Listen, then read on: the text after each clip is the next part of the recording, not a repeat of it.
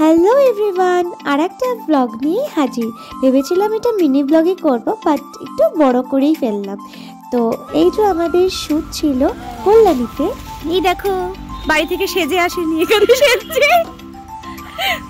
আরে এই দেখো, আমি আজকে দিশাদির ফটোগ্রাফার নই, আমাকে দেখি দাও।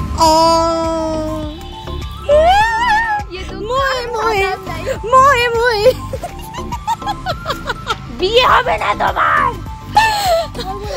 হ্যাঁ করবো না, খুব ভালো আছি তো, সহ্য হচ্ছে না বল। হ্যাঁ কে বারণ করেছে? না না, কাজের মাসি লাগছে না। আমরা আউটডোর শ্যুটে গিয়ে কিন্তু এরকমই মজা ঠাট্টা করে শ্যুটগুলো করি, তাই হয়তো বা আমাদের ছবিগুলো অত সুন্দর বেরোয়। তো তোমাদের গিয়ে আজকে একটু শেয়ার করার ইচ্ছা ছিল যে আমরা কিভাবে কি শ্যুটটা করি আর কি গিয়ে, সেই জন্যই আর কি এই ভিডিওটা করা। আর এখানে রায় বলছিল যে আমাকে কেমন কাজের মাসির মতন লাগছে। সুনিতা বলছে হ্যাঁ, তুমি যদি ওরকমভাবে সেজে আসতে আর আমি তো আমরা ছবিই তুলতাম না। তো এটা নিয়ে আমরা একটু হাসাহাসি করছিলাম। তো রায় একটু খোঁচে গেছিল যে কি বললি। তো যাই হোক, তারপরে এখানে আমরা একটু ক্যাট মারছিলাম। দেখেছো ও কিরম ক্যাট মারছে? আর এই দেখো সুনিতা রানী এখানে বসে কি করছে। ওর সঙ্গে না আমার ঝামেলা হয়েছে, ও আমার সাথে আর কথা বলবে না বলছে। যারা যারা আমাদের সম্পর্কে নজর দাও তাদের জন্য সুখবর, good news good news good news. ওর সাথে আমার ঝগড়া হয়েছে, তাই ও আজকে অন্য মডেল নিয়ে এসেছে শুট করবে বলে। এই যে তোমার ছবি ছেড়ে আমার প্রোফাইলে রিচ ডাউন হয়ে গেছে। ঝাঁটাটা নিয়ে তো, কারণ সবাই আমার প্রোফাইলে শুধু তোমাকেই দেখতে পায়, সেজন্য লোকের লাইক দেয়।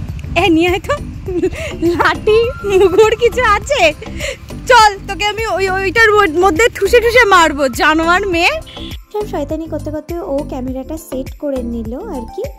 এই যে ভাইটাকে দেখছো, ও আর কি আমার ফটো তুলবে। আর সুনিতাকে এখানে আমরা ফার্স্টে ছেড়ে দিয়েছিলাম, কারণ ও আগে শ্যুটটা করে নিচ্ছিল।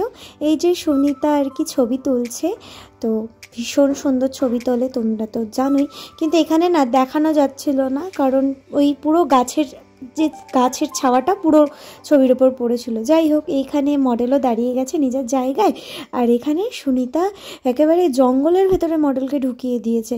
তারপরে পাল্লা এলো আমার, আমিও একদম সুন্দর করে দাঁড়িয়ে গেলাম। আর এখানে আমার যে ফটোগ্রাফার ছিল ও এখানে সুন্দর সুন্দর ছবিগুলো তুলে নিচ্ছিল, আমাকে একবার করে দেখাচ্ছিল যে দেখো তো ঠিক আছে কি না। তো সত্যি বলতে ছবিগুলো খুব সুন্দর হয়েছে। আমি তোমাদের লাস্টে দেখিয়ে দেব কি ছবি কি উঠেছে, কি বৃত্তান্ত। আমার ভিডিও না, ওর ভিডিও। আরে দিশাদি তোমাকেও দেখাবে।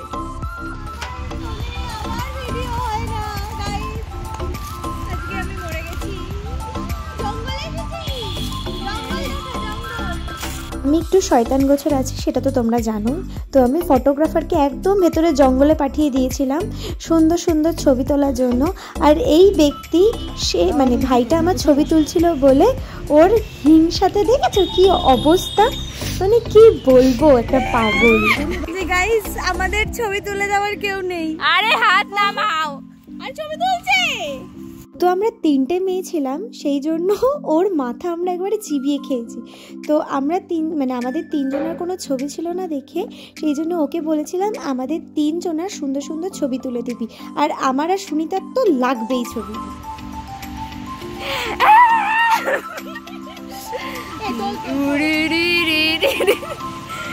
গাইস আমার অনেক দুঃখ, কারণ আজকে আমি দিশাদির ছবি তুলিনি। আবার বাড়িতে গিয়ে দেখবো ওই মালটার তোলা ছবি ডিপি হয়ে গেছে। আমি কোথাও নেই, ইনস্টাতেও নেই, হোয়াটসঅ্যাপেও নেই, ফেসবুকেও নেই, কোথাও আমাকে রাখেনি। ইউটিউবে আছে, কারণ ওখানে লোকে দেখে না। ফেসবুকে, হ্যাঁ ফেসবুকের পেজে আছে। নতুন পেজ খুলে ওর ছবি, প্রোফাইল পিকচার প্লাস কভার। লজ্জা করে না? তোমার বিয়ে হবে না তো, তোমার বিয়ে হবে না। আইফোন আছে,